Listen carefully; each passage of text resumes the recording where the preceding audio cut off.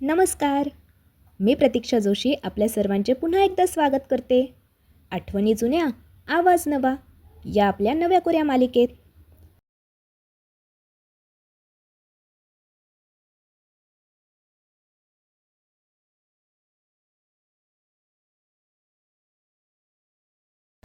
लबाड कोल्हा.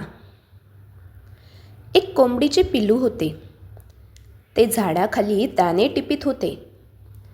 इतक्यात थोडा वारा आला. झाडाची पाने हलली.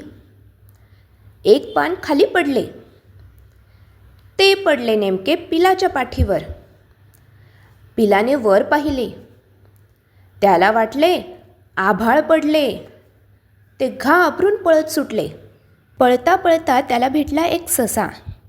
त्याने विचारले, "अरे, असं पळतोस का?"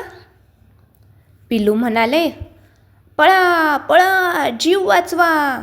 आभाळ खाली पडत आहे. त्याचा एक तुकडा माझ्या पाठीवर पडला." ससा घाबरला. तोही त्याच्याबरोबर पळू लागला.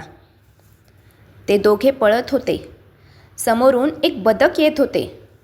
त्याने विचारले, "सशा सशा, काय झाले तुला?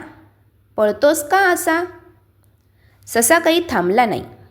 तो म्हणाला, "बदक बुवा, पळा पळा. थपकत थपकत चालू नका. वरून आभाळ पडत आहे." बदक बिचारे घाबरले. त्यांच्याबरोबर पळू लागले.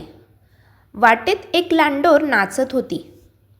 बदक म्हणाले, "ए नाचनबाई, पुरे कर नाचणे. आभाळ खाली पडत आहे." लांडोर पण घाबरली. तीही लागली पळायला. ते चौघे जण पळत होते. "आभाळ पडले, आभाळ पडले," असे सारखे ओरडत होते. समोरून आला एक कोल्हा. त्याने हे ऐकले. तो होता लबाड. मनात म्हणाला, "बरी सापडली शिकार." तो समोर गेला आणि त्यांना म्हणाला, "घाबरू नका. चला सारे माझ्या घरात. माझे घर आहे जमिनीत. आभाळ पडले तरी ते राहील वरच." लांडोर, बदक, ससा व पिलू हे सर्व कोल्ह्याच्या बिळात आले.